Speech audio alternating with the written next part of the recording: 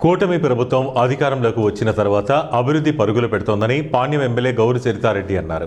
కర్నూలులోని పందిపాడు వార్డులో పలు అభివృద్ధి కార్యక్రమాలకు ఎమ్మెల్యే శంకుస్థాపన చేశారు. పాణ్యం పరిధిలో ఉన్న 16 వార్డుల్లో మంచినీటి సమస్యను పరిష్కారం చేస్తామన్నారు.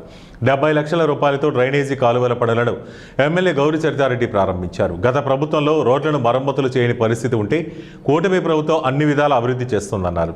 ఈ కార్యక్రమంలో తెలుగుదేశం పార్టీ నేతలు శేఖర్ చౌదరి, దేవేందర్ రెడ్డి, ఆంజనేయులు, పూలశంకర్, లక్ష్మణ యాదవ్ తదితరులు పాల్గొన్నారు. రాబోయే కాలంలో ఇది మా 16 వార్డ్స్ ఉంటాయి పాణ్యం నియోజకవర్గంలో. ఇది ఎక్స్టెన్షన్ ఏరియా. ఇప్పుడు ఏరియా కూడా చాలా పెరుగుతూ ఉంది. పెరగడం అంతా మా వైపే ఉంది కాబట్టి ఇంకా ఎక్కువ సదుపాయాలు కల్పించాల్సిన అవసరం కూడా ఎక్కువ ఉంది.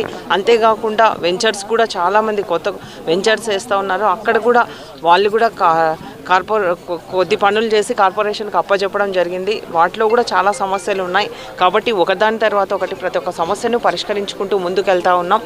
అంతేకాకుండా ఈ 16 వార్డులకు కూడా తాగునీటి సమస్య లేకుండా చేయాలన్న ఉద్దేశంతోనే గోరుకల్ రిజర్వాయర్ నుంచి ఇక్కడికి నీళ్లు తీసుకొని వచ్చి ఈ ప్రాంతం రోజు నీళ్ళు వచ్చేలాగా ఈ 16 వార్డులు తీసుకొని రావడం జరుగుతుంది. ముఖ్యంగా ఇప్పుడు ఏదైతే మనం 28వ వార్డులో ఉన్నామో ఈ వార్డులో గతంలో ఇది కల్లూరు మండలానికి ఉండేది. ఇది కార్పొరేషన్లో విలీనమైంది. లక్ష్మీపురము, పందిపాడు కలిసి ఒక వార్డు కిందికి 28వ వార్డు కిందికి